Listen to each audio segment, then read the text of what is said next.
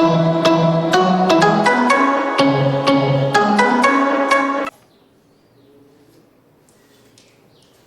Students, Thar education group के YouTube channel में आपका स्वागत है। मैं रमेश कुमार। बात करेंगे आज साइंस का चैप्टर रासायनिक अभिक्रियाएं एवं उत्प्रेरक। स्टूडेंट्स, पिछली क्लास में हमने बात की थी हमारे सिलेबस के बारे में। आज हम बात करेंगे रासायनिक अभिक्रियाएं एवं उत्प्रेरक। रासायनिक अभिक्रियाएं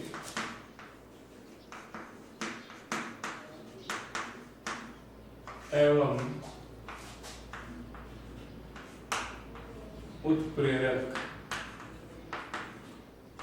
विद्यार्थियों, ये जो चैप्टर है ये 3 नंबर का चैप्टर है और इसमें हम रासायनिक अभिक्रियाओं को किस प्रकार से लिखा जाता है, क्या उसके लिखने के चरण होते हैं, रासायनिक अभिक्रियाएं कौन कौन सी होती है और इन रासायनिक अभिक्रियाओं को संपादित करने के लिए कैटालाइसिस उत्प्रेरक का यूज होता है, उत्प्रेरक कितने प्रकार के होते हैं, ये सारी बातें हैं वो हम इस चैप्टर में पढ़ेंगे। यहाँ पर सबसे पहले हम बात करेंगे रासायनिक अभिक्रियाओं से पहले आपने कक्षा 9 में पढ़ा होगा भौतिक एवं रासायनिक परिवर्तन। भौतिक एवं रासायनिक परिवर्तन। स्टूडेंट्स, सबसे पहले हम बात करेंगे भौतिक परिवर्तन।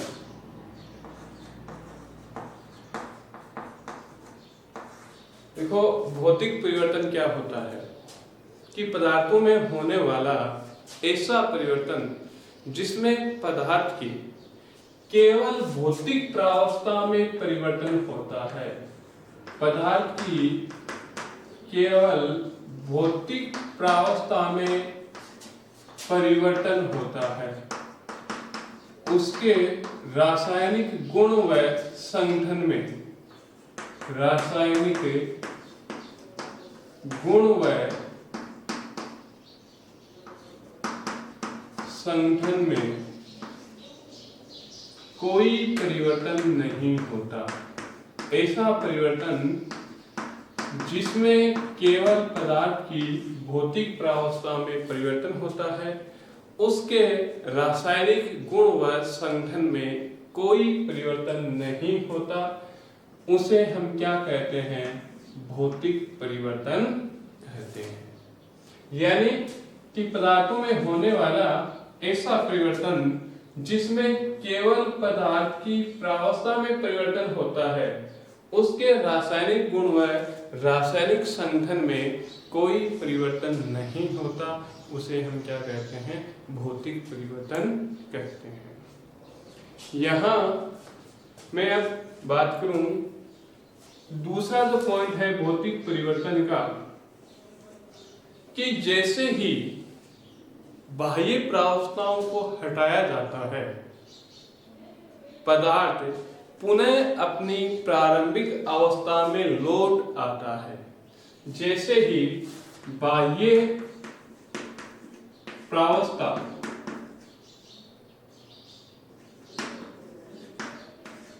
हटाई जाती है, बाह्य प्रावस्था जैसे ही हटाई जाती है, इस पे पदार्थ पुनः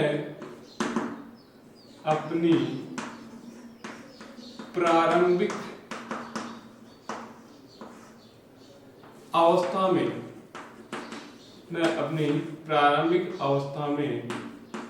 लौटता है। यानी बाह्य प्रावस्था को हटाने पर पदार्थ पुनः अपनी प्रारंभिक अवस्था में लौट आता है। ऐसा परिवर्तन भी क्या कहलाता है दोस्तों? भौतिक परिवर्तन कहलाता है। तीसरे पॉइंट की बात करूं तो ये जो परिवर्तन होते हैं वो कैसे होते हैं? अस्थायी होते हैं दोस्तों। ये परिवर्तन है वो कैसे होते हैं? अस्थायी परिवर्तन होते हैं। दोस्तों कैसे परिवर्तन होते हैं? ये अस्थायी परिवर्तन होते हैं, यानी स्थायी नहीं होते हैं, एक रूप से दूसरे रूप में परिवर्तित होते जाते हैं। चौथे पॉइंट की मैं बात करूं भौतिक परिवर्तन के बारे में, तो इस परिवर्तन के दौरान कोई नया पदार्थ नहीं बनता। भौतिक परिवर्तन के दौरान कोई नया पदार्थ नहीं बनता। भौतिक परिवर्तन के दौरान कोई नया पदार्थ नहीं बनता। नया पदार्थ नहीं बनता। देखो दोस्तों, इन चारों टॉपिक को हम यदि एक एग्जाम्पल के तहत समझे तो चारों आपको याद करने की आवश्यकता नहीं है, केवल समझने की आवश्यकता है।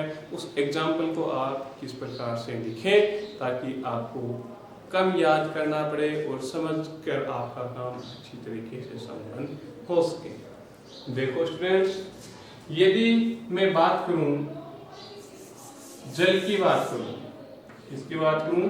जल की बात करूं तो जल कौन सी अवस्था में हो सकता है? ठोस अवस्था में हो सकता है, यानी कि ये किसके रूप में होगा? बर्फ के रूप में। किसके रूप में स्टूडेंट्स? बर्फ के रूप में। किसके रूप में है? बर्फ के रूप में है। दूसरा बात करूं मैं ये पानी, और यहां बात करूं मैं जल वाष्प। इसकी बात करूं जल वाष्प की बात करूं।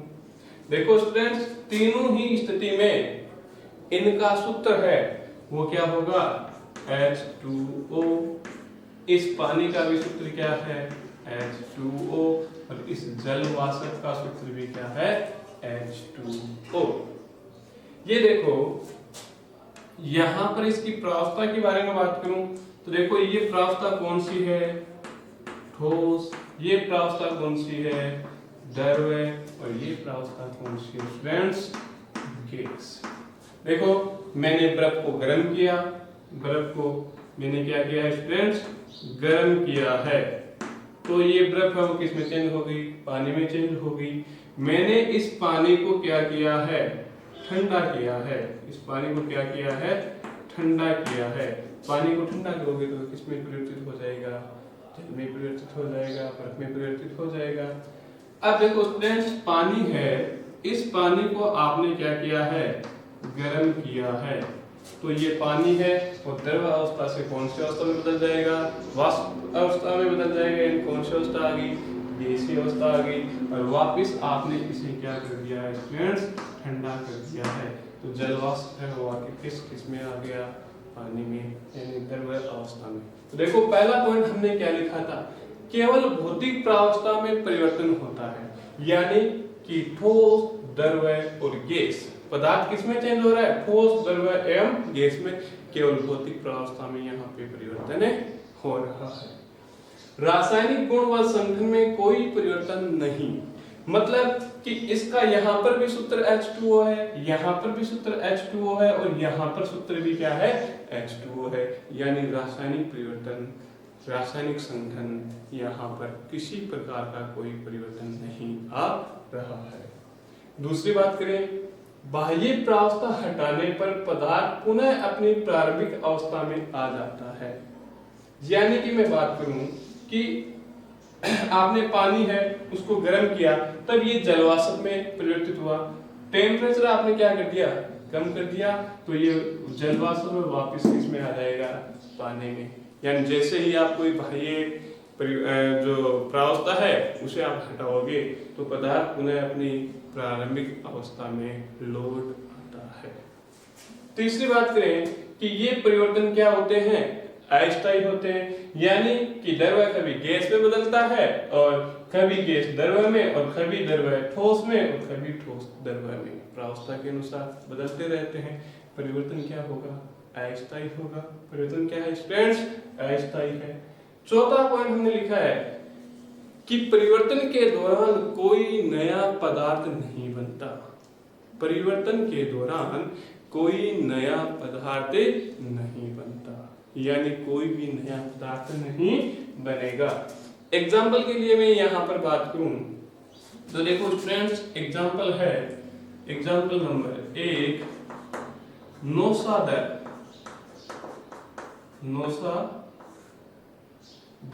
NH4Cl अमोनियम क्लोराइड को क्या कहा जाता है? नौशादर। नौशादर का जो ऊर्ध्वपातन का जो गुणधर्म होता है वो एक कौन सा परिवर्तन है स्टूडेंट्स?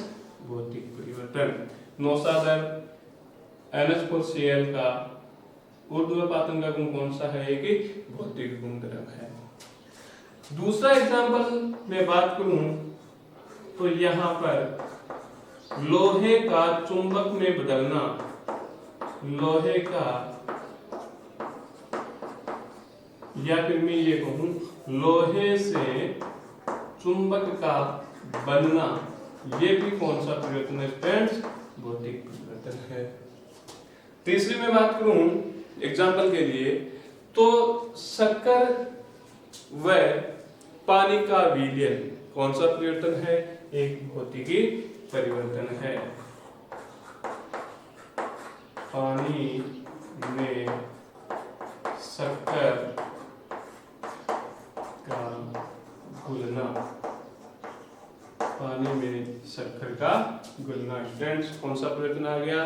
भौतिक परिवर्तन आ गया। तो देखो यहाँ पे बात खत्म होती है भौतिक परिवर्तन की, कि पदार्थों में होने वाला ऐसा परिवर्तन जिसमें पदार्थ की केवल भौतिक प्रावस्था में परिवर्तन होता है, उसके रासायनिक गुण व संगठन में कोई परिवर्तन नहीं होता, क्या कहलाता है स्टूडेंट्स? भौतिक परिवर्तन कहलाता है। एक परिवर्तन को आपको याद रखना है, दूसरे परिवर्तन को समझ के आप अपने आप लिखे लोगे। यानी भौतिक प्रावस्था में परिवर्तन, तो यहाँ पर आप देखोगे रासायनिक अवस्था में परिवर्तन के दौरान नया पदार्थ बनेगा।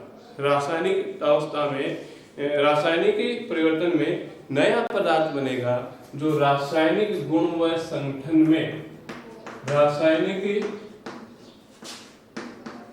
गुण व संगठन में बनने वाला पदार्थ क्या होगा? भिन्न होगा। रासायनिक गुण व संगठन क्या होंगे? इनके भिन्न होंगे। ऐसे परिवर्तन को हम क्या कहते हैं स्टूडेंट्स? रासायनिक परिवर्तन कहते हैं। दूसरी बात करें, हम दूसरे पॉइंट की बात करें तो यहाँ पर देखो बाह्य प्रावस्था हटाओगे, बाह्य प्रावस्था हटाने पर पदार्थ अपनी प्रारंभिक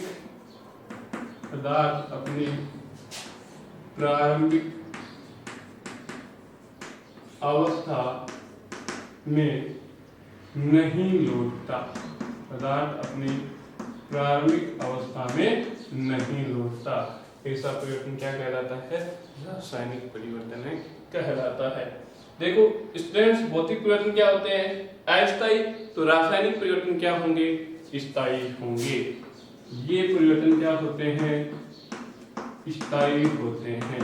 ये परिवर्तन क्या होते हैं? स्थायी होते हैं। ये परिवर्तन क्या होते हैं?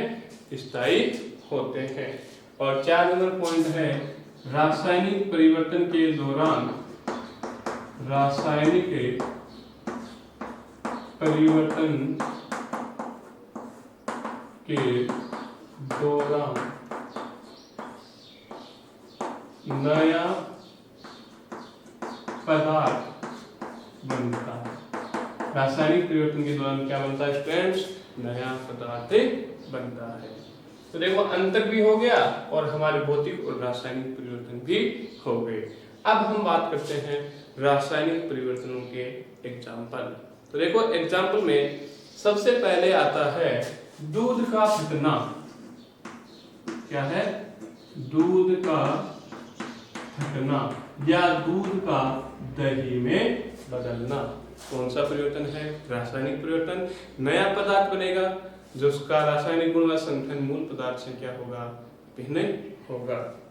दूसरा एग्जाम्पल की बात करें हम तो देखो स्टूडेंट्स, लोहे पर जंग लगना, लोहे पर जंग लगना कौन सा परिवर्तन है स्टूडेंट्स, एक रासायनिक परिवर्तन है। लोहे पर जंग लगेगा तो एक नया पदार्थ बनेगा जिसका रासायनिक गुण है, रासायनिक संगठन मूल पदार्थ से क्या होगा, भिन्न होगा। ऐसे परिवर्तन को हम क्या कहते हैं, रासायनिक परिवर्तन कहते हैं। तीसरा एग्जाम्पल की बात करें हम तो हम जो घरों में जो सब्जी बनाते हैं तो सब्जी का खराब होना, सब्जी का खराब होना ये भी स्टूडेंट्स कौन सा परिवर्तन है, एक रासायनिक परिवर्तन है। यदि सब्जी खराब हो गई, आपके पास ऐसा कोई सा भी मेथड नहीं है जिससे आप पुनः सब्जी को बना सकते हैं, पुनः सब्जी को सही कर सकते हैं, ऐसा परिवर्तन क्या कहलाता है, रासायनिक परिवर्तन कहलाता है। तो हमने स्टूडेंट्स अभी तक बात की है भौतिक एवं रासायनिक परिवर्तन की। एक बार फिर से रिवाइज कीजिए। भौतिक परिवर्तन यानी पदार्थ की केवल भौतिक प्रावस्था में परिवर्तन होता है, रासायनिक गुण व संगठन में कोई परिवर्तन नहीं होता। जबकि रासायनिक परिवर्तन में क्या होता है कि बनने वाला नया पदार्थ रासायनिक गुण व संगठन में मूल पदार्थ से क्या होता है, भिन्न होता है। दूसरा कारण अंतर बात करें, बाह्य प्रावस्था हटाने पर पदार्थ पुनः अपनी प्रारंभिक अवस्था में लौट आता है, जबकि रासायनिक परिवर्तन में बाह्य प्रावस्था हटाने पर पदार्थ पुनः अपनी प्रारंभिक अवस्था में नहीं लौटता है। तीसरी बात करूं, भौतिक परिवर्तन क्या होते हैं, अस्थायी होते हैं, जबकि रासायनिक परिवर्तन क्या होते हैं, स्थायी होते हैं। 4 नंबर पॉइंट की बात करूं कि भौतिक परिवर्तन के दौरान कोई नया पदार्थ नहीं बनता, जबकि रासायनिक परिवर्तन के दौरान नया पदार्थ बनता है। जैसे दूध फटा, क्या बन गया, दही। लोहे को नमी और वायु की उपस्थिति में आप छोड़ा तो उसके ऊपर क्या बन गया, जंग लग गया। सब्जी खराब हुई, उसका स्वाद क्या हो गया, परिवर्तित हो गया। तो यहाँ पर क्या हो रहा है, एक नया पदार्थ बन रहा है। तो देखो स्टूडेंट्स, ये हो गया अपने भौतिक एवं रासायनिक परिवर्तन। इसे आप पॉज करके जल्दी से उतार ले, अपने नोट में नोट कर ले। अब इसके पश्चात हम बात करेंगे रासायनिक अभिक्रियाएं। तो आप जल्दी से इसे पॉज कर ले और या फिर अपने मोबाइल से स्क्रीनशॉट ले लें ताकि आप बाद में इसे आसानी से उतार सकें। अब हम बात करेंगे रासायनिक अभिक्रिया। स्टूडेंट्स, रासायनिक अभिक्रिया होती क्या है? फर्स्ट ऑफ ऑल हम यही देखेंगे कि रासायनिक अभिक्रियाएं कहते किसे हैं। तो स्टूडेंट्स, हमारा ये प्रयास है कि आप किसी चीज को रटे नहीं और आप हर चीज को समझने का प्रयास करें, क्योंकि रटोगे तो इतना बड़ा सिलेबस है, आप रट नहीं पाओगे। समझी हुई जो चीजें हैं वो आप ज़्यादा से ज़्यादा अपने माइंड में रख सकते हैं।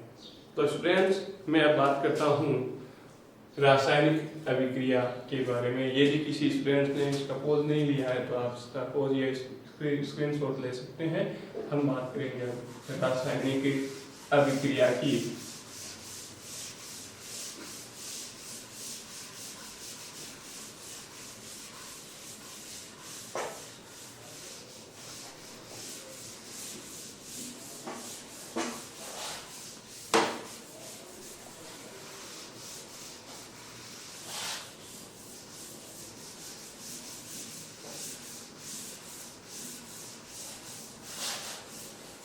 देखो स्टूडेंट्स, रासायनिक अभिक्रियाएं क्या होती है।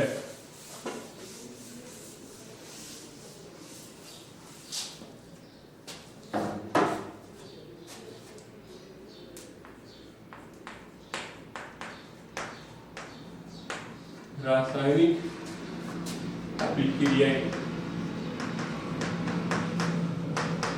देखो स्टूडेंट्स, क्या होता है कि हमारी जो आम बोलचाल की भाषा है उसमें आप कह देते हैं रासायनिक अभिक्रिया और रासायनिक समीकरण। यदि आपको रासायनिक अभिक्रिया के बारे में पूछा जाता है तो आप रासायनिक समीकरण के बारे में बताते हो, और रासायनिक समीकरण के बारे में पूछा जाता है और रासायनिक अभिक्रिया के बारे में बताते हैं, क्योंकि हमें इसका मूल अंतर है वो समझ नहीं पाते हैं। तो देखो स्टूडेंट्स, रासायनिक अभिक्रियाएं एवं रासायनिक समीकरण में क्या अंतर होता है कि कोई भी पदार्थ है, उस पदार्थ में यदि रासायनिक परिवर्तन होता है, पदार्थ में क्या होता है, रासायनिक परिवर्तन होता है, उस रासायनिक परिवर्तन को ही क्या कहा जाता है, रासायनिक अभिक्रियाएं कहते हैं। रासायनिक परिवर्तन को ही हम क्या कहेंगे, रासायनिक अभिक्रियाएं कहते हैं। अब देखो बात आती है कि फिर ये रासायनिक समीकरण क्या होती है। तो देखो फ्रेंड्स, समीकरण क्या है कि कोई भी रासायनिक परिवर्तन में प्रयुक्त होने वाला जो पदार्थ है, रासायनिक अभिक्रिया में प्रयुक्त होने वाला पदार्थ है, उसको यदि आप संकेत एवं अणु सूत्र के द्वारा आप लिखते हैं, संकेत एवं आपने किसके द्वारा लिखा है, अणु सूत्र के द्वारा आप लिखते हो, तब आपको समीकरण प्राप्त होती है, उस समीकरण को ही हम क्या कहते हैं, रासायनिक समीकरण कहते हैं। यानी आपने कोई अभिक्रिया लिखी है और उस अभिक्रिया में प्रतीक एवं उसके अणुसूत्र द्वारा आपने रिप्रेजेंट कर दिया, तो उसे हम क्या कहते हैं, रासायनिक समीकरण कहते हैं। देखिए स्टूडेंट्स, एक एग्जांपल के तहत इसकी बात करते हैं कि जैसे आपने लिया कार्बन, आपने क्या लिया है, कार्बन, और इस कार्बन को वायु ऑक्सीजन की उपस्थिति में आपने क्या कर दिया, इसे जला दिया, और ऑक्सीजन की उपस्थिति में आप जलाओगे तो क्या बनेगी, कार्बन डाई ऑक्साइड।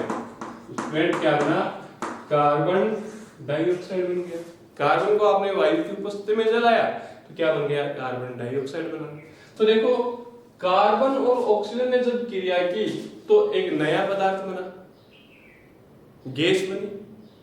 इस गैस से वापस आप न तो कार्बन बना सकते, नहीं ऑक्सीजन बना सकते, यानी पदार्थ अपनी प्रारंभिक अवस्था में नहीं आएगा। प्रारंभिक अवस्था में नहीं आ रहा मतलब परिवर्तन कौन सा हुआ, रासायनिक परिवर्तन, और रासायनिक परिवर्तन को ही हमने क्या कहा था, रासायनिक अभिक्रिया कहा था। अब बात करें हम रासायनिक समीकरण की, तो देखो रासायनिक समीकरण क्या होती है। रासायनिक समीकरण या हम कहें रासायनिक अभिक्रिया में भाग लेने वाले पदार्थों को उनके संकेत एवं सूत्र द्वारा रिप्रेजेंट किया जाता है, संकेत एवं सूत्र द्वारा प्रदर्शित किया जाता है। तो ऐसे परिवर्तन को हम क्या कहते हैं, ऐसे परिवर्तन को हम रासायनिक परिवर्तन कहते हैं, और ऐसी समीकरण को हम क्या कहते हैं, रासायनिक समीकरण कहते हैं। कि जैसे हम बात करें कार्बन की, तो आपने कार्बन को लिखा है C से, कार्बन को किससे लिखा है, C से लिखा है। ऑक्सीजन को आपने किससे लिखा है, O2 से लिखा है। तो देखो आपने अभी तक कार्बन और ऑक्सीजन के परमाणु लिखे हैं, इसका सिंबल लिख दिया, इसके परमाणु लिख दिया, द्विपरमाणु अणु है ऑक्सीजन, और आपको क्या प्राप्त हुई, कार्बन डाइऑक्साइड। क्या प्राप्त हुई, कार्बन डाइऑक्साइड, जिसका आपने सूत्र लिख दिया CO2, और ये भी कौन सी प्रावस्था में है, गैसीय प्रावस्था में। तो ऐसे परिवर्तन को हम क्या कहते हैं स्टूडेंट्स, रासायनिक परिवर्तन एवं रासायनिक परिवर्तन में भाग लेने वाले पदार्थों को उनके संकेत एवं सूत्र द्वारा प्रदर्शित किया जाता है, उसे हम क्या कहते हैं, समीकरण कहते हैं, रासायनिक समीकरण कहते हैं। तो मैं ये समझता हूँ कि आपने रासायनिक परिवर्तन, भौतिक परिवर्तन, रासायनिक अभिक्रियाएं और रासायनिक समीकरण के बारे में आपने समझ लिया होगा। जल्दी से आप अपने नोट उतार लें ताकि हम आगे का टॉपिक ले सकें। अब देखो स्टूडेंट्स, एक बात आती है कि ये जो रासायनिक समीकरण होती है उस रासायनिक समीकरण को हम किस प्रकार से लिखें। तो रासायनिक समीकरण को लिखने के चरण होते हैं, इसको हम स्टेप बाय स्टेप याद रखेंगे। रासायनिक समीकरण के लिखने के जो चरण है उसको हम स्टेप बाय स्टेप याद रखेंगे। तो देखो यहाँ पर मैं बात करूं रासायनिक समीकरण को लिखने के चरण, इसे मैं अभी साफ करता हूँ। उसके पश्चात हम बात करेंगे रासायनिक समीकरण को लिखने के चरण। यानी कोई भी आपको रासायनिक समीकरण दे रखी है तो उस रासायनिक समीकरण को आप किस प्रकार से लिखोगे, यानी कि हमें रासायनिक समीकरण को लिखने में कौन कौन सी बातों का ध्यान रखना होगा। दोस्तों, रासायनिक अभिक्रिया के लिखने के जो चरण है वो बहुत ही इजी चरण है। तो आपसे मेरा यही अनुरोध है कि अपना पूरा ध्यान लगा के इस टॉपिक को पढ़ें ताकि आपके अच्छे से समझ में आए। और यदि ये यूनिट आपको समझ में आ गई तो इसका मतलब ये है कि आपके केमिस्ट्री का जो पार्ट्स है, जो 4 चैप्टर है, वो आसानी से समझ में आ जाएंगे। तो मैं यहाँ बात कर रहा था रासायनिक समीकरण के चरण। रासायनिक समीकरण के चरण। दोस्तों, सबसे पहले देखें पहला चरण क्या है कि अभिकारक को दाईं ओर लिखा जाता है। फ्रेंड्स, कहाँ लिखा जाता है? अभिकारक को दाईं ओर लिखा जाता है। देखो स्टूडेंट्स, ये मेरा राइट, ये मेरा लेफ्ट। मैंने किस ओर लिख दिया? लेफ्ट साइड की ओर लिख दिया। अभिकारक को दाईं ओर लिख दिया। उसके बाद में क्या लगाया जाता है? तीर का निशान। क्या लगाया जाता है? तीर का निशान, एरो का सिंबल लगाया जाता है। उसके बाद में क्या लिखा जाता है? उत्पाद लिखा जाता है। क्या लिखा जाता है फ्रेंड्स? उत्पाद लिखा जाता है। देखो पहला चरण क्या है? सबसे पहले आप अभिकारक को बाईं ओर लिखोगे, उसके बाद तीर का सिंबल लगाओगे और उसके बाद उत्पाद कहाँ लिखा जाता है? बाईं ओर लिखा जाता है। उसके बाद में मैं बात करूं कि यदि अभिकारक एवं उत्पाद की संख्या, अभिकारक एवं उत्पाद की संख्या, अभिकारक एवं उत्पाद की संख्या 1 से अधिक होने पर, 1 से अधिक होने पर प्लस का चिन्ह लगाया जाता है। अभिकारक एवं उत्पाद की संख्या यदि 1 से अधिक है तो उन अभिकारक एवं उत्पादों के बीच में किसका चिन्ह लगाया जाता है? प्लस का अथवा धनात्मक चिन्ह लगाया जाता है। देखिए स्टूडेंट्स, जैसे आपने लिखा C+O2, यानी अभिकारक कितने हो गए? कार्बन प्लस ऑक्सीजन 1 से अधिक हो गया, तो बीच में क्या लिखा दिया आपने? प्लस का चिन्ह लगा दिया। उसके बाद में आप क्या लिखोगे? CO2। ऐसे ही कोई रासायनिक अभिक्रिया हो रही है जिसमें 2 उत्पाद बन रहे हैं तो उसमें हम क्या लगा देते हैं? दोनों उत्पादों के बीच में प्लस का चिन्ह लगा देते हैं। स्टूडेंट, इसके बाद में मैं बात करूं कि जो रासायनिक समीकरण होती है, रासायनिक समीकरण, ये द्रव्यमान संरक्षण के नियम का पालन करती है। द्रव्यमान संरक्षण के नियम का पालन, द्रव्यमान संरक्षण के नियम का क्या करती है? पालन करती है। और दोस्तों, द्रव्यमान संरक्षण का नियम क्या होता है कि कोई भी रासायनिक अभिक्रिया में, रासायनिक अभिक्रिया के दौरान द्रव्यमान न तो उत्पन्न होता है, द्रव्यमान न तो उत्पन्न होता है और न ही नष्ट होता है, अर्थात द्रव्यमान क्या रहता है, द्रव्यमान क्या रहता है, संरक्षित रहता है। इसे हम क्या कहते हैं, द्रव्यमान संरक्षण का नियम कहते हैं कि किसी रासायनिक अभिक्रिया के दौरान द्रव्यमान को न तो हम उत्पन्न कर सकते और न ही नष्ट कर सकते। इसे हम क्या कहते हैं, द्रव्यमान संरक्षण का नियम कहते हैं। रासायनिक समीकरणें हैं वो द्रव्यमान संरक्षण के नियम का पालन करती है। यानी कहने का मतलब क्या है कि दोनों ओर अभिकार एवं उत्पाद में परमाणु की संख्या क्या होगी, समान होगी। इस नियम को हम क्या कहते हैं, द्रव्यमान संरक्षण का नियम कहते हैं। जैसे एग्जाम्पल की तरह समझे तो आपने लिया C+O2, क्या बना, CO2। तो देखो द्रव्यमान की बात करें, कार्बन का द्रव्यमान कितना स्टूडेंट्स, 12 है। ऑक्सीजन का द्रव्यमान 16 होता है। ऑक्सीजन के 2 परमाणु हैं तो कितना हुए परमाणु, द्रव्यमान इसका 32 हो गया। दोनों का द्रव्यमान मिलाया तो कितना आ गया, 44। द्रव्यमान कितना हुआ, 44 द्रव्यमान हो गया। इसी प्रकार देखो कार्बन का द्रव्यमान कितना है, 12 + 32, द्रव्यमान कितना हुआ, 44। रासायनिक अभिक्रियाएं हैं वो द्रव्यमान संरक्षण के नियम का पालन करती है। अब देखो स्टूडेंट्स, अगला पॉइंट बात करें हम कि कुछ रासायनिक अभिक्रियाएं ऐसी होती है जिनमें दोनों ओर परमाणुओं की संख्या समान नहीं होती। ऐसी स्थिति में दोनों ओर परमाणुओं की संख्या को, दोनों ओर परमाणुओं की संख्या को क्या किया जाता है, समान को उचित गुणांक लगाकर, को उचित गुणांक लगाकर क्या किया जाता है, समान किया जाता है।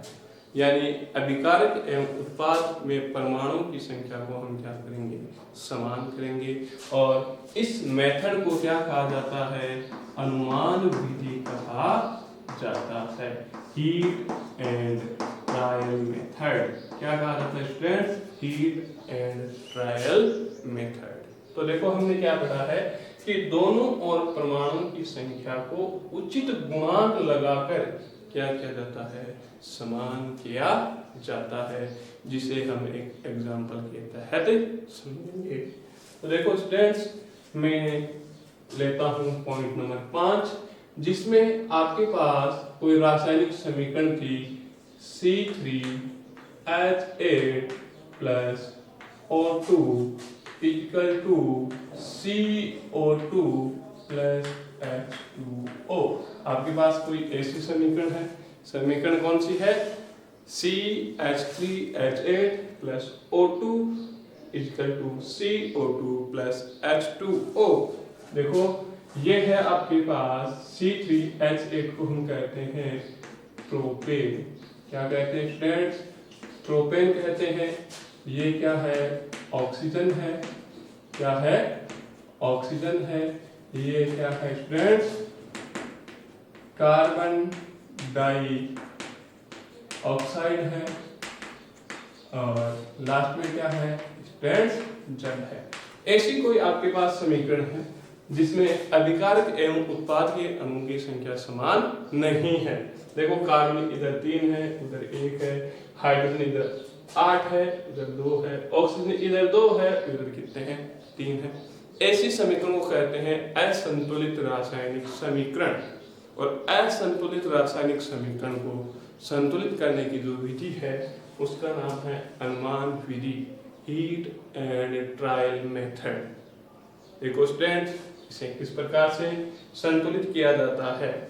सबसे पहले आप संतुलित करोगे ऑक्सीजन व हाइड्रोजन को छोड़कर, ऑक्सीजन व हाइड्रोजन को छोड़कर अन्य परमाणु को उचित गुणांक से क्या करते हैं स्टूडेंट, संतुलित करते हैं। हाइड्रोजन एवं ऑक्सीजन के अलावा जितने भी परमाणु हैं उनको हम उचित गुणांक लगा के क्या करते हैं, संतुलित करते हैं। तो देखो स्टूडेंट्स, इस समीकरण में हाइड्रोजन और ऑक्सीजन के छोड़कर दूसरा परमाणु कौन सा है, तो यहाँ पर दूसरा परमाणु है कार्बन है।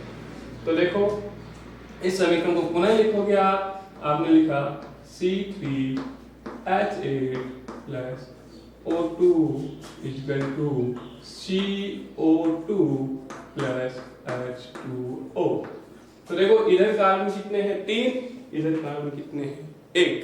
तो हम यहाँ पर क्या लगाएंगे, गुणांक लगा देंगे 3। गुणांक क्या लगाया स्टूडेंट्स, आपने 3 गुणांक लगा दिया। और हमेशा गुणांक आप आगे ही लगाओगे, नहीं कि आपने यहाँ पे लिख दिया C3, अभिक्रिया क्या हो जाएगी, गलत हो जाएगी। गुणांक को हमेशा अणुसूत्रों के आगे ही लिखा जाता है। अब देखो स्टूडेंट्स, इसके बाद में हम बात करें कि ये तो हाइड्रोजन व ऑक्सीजन को छोड़कर उचित गुणांक लगाकर आपने क्या कर दिया, इसे संतुलित कर दिया। अब देखो, अब इसके अलावा जो दूसरा पॉइंट है उसमें आप किसे संतुलित करोगे, हाइड्रोजन को संतुलित किया जाता है। किसे संतुलित करोगे स्टूडेंट्स, हाइड्रोजन को संतुलित करोगे। तो देखो इस समीकरण को फिर से लिखो। समीकरण क्या थे आपके पास, C3H8 plus O2 equal to 3CO2 plus H2O। तो देखो स्टूडेंट्स, ऑक्सीजन को अभी हमने संतुलित होगी। जय हिंद, जय भारत।